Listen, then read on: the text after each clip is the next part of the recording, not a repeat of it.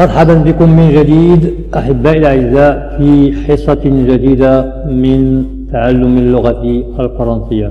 وفي هذه الحصة سنتعلم كيفية نطق الأصوات بغ بغ دغ تغ غ كغ فغ فغ. فكثيرا ما نجد هذه الأصوات في كلمات كثيرة جدا.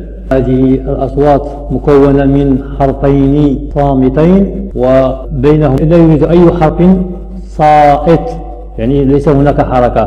مثلا ب مع إغ نقرأها بغ، ونقرأ مثلا هذه الكلمة برانش برانش براف براف.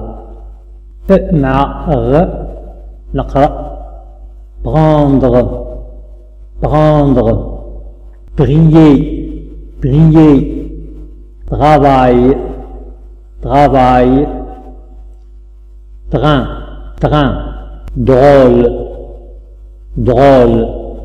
drame drame.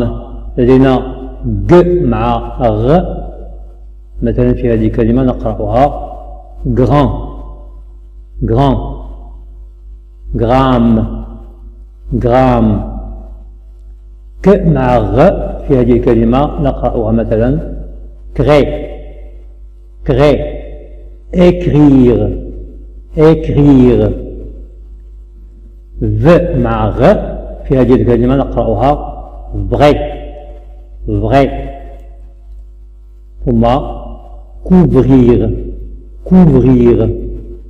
ف مع غ نقرأها fr في هذه الكلمة frère frère.